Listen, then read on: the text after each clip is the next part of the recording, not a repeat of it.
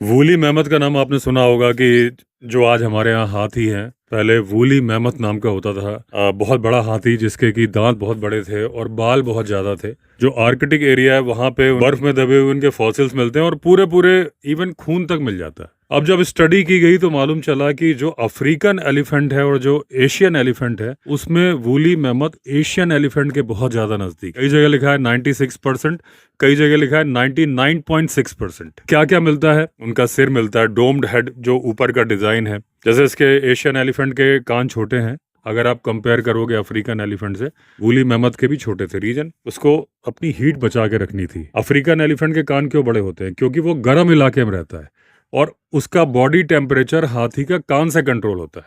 कान जब वो फड़फड़ा, उनके अंदर जो वेन्स होती हैं उनमें हवा, उनसे खून ठंडा होता है। यानी जैसे कुत्ते की जीभ वो काम करती है, हमारे लिए जो पसीना काम करता है, हाथी के लिए वो कान काम करते हैं। तो एशियन एलिफेंट जहाँ रहते हैं यहाँ गर्मी कम पड़ती है अफ्रीका के कंपैरिजन में, तो इनके भी कान छोटे हैं। वूली मैमथ के भी छोटे थे। उसके बाल बहुत ज्यादा बड़े थे क्योंकि हीट बचा के रखनी थी। हालांकि टस्क अलग थे, ऐसा नहीं कि सब कुछ सेम है। अब ये बात हो रही है कि क्या आर्कटिक का इकोसिस्टम रीस्टोर करने के लिए वूली मैमथ को वापस लाया जाए। तो वही कंपनी जो तस्मेनियन टाइगर के लिए काम कर रही है, कोलोसोल बायोसाइंसेस, क्योंकि डीएनए तो मिल गया जब फॉसिल्स मिल गए, लेकिन वो डीएनए कंप्लीट नहीं है। क्लोनिंग पॉसिबल नहीं है। क्यों? क्योंकि वो टूटा हुआ डीएनए है, उसको एडिट करने की जरूरत है। तो क्या किया जा रहा है कि एक टेक्निक होती है क्रिस्पर टेक्निक। उससे क्या है कि डीएनए को वैसे एडिट किया जाता है जैसे हम किसी ऐप से फोटो को एडिट करते हैं। जहां वो टूटा होता है उस जगह प्रोटीन होते हैं, उनको लगा दिया जाता है, उसको काट देते हैं, टूटे हुए को निकाल के नया लगा देते हैं।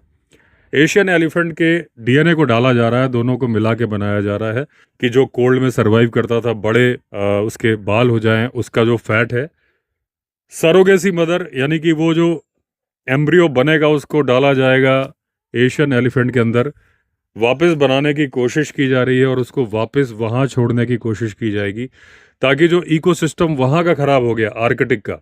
आर्कटिक एरिया में आप देखते हो पोलर बेयर मिलता है, अंटार्कटिका में आप देखते हो कि पेंगुइन मिलती है। बहुत सारे लोग बोलते हैं कि पेंगुइन को पोलर बेयर क्यों नहीं खाया जाता।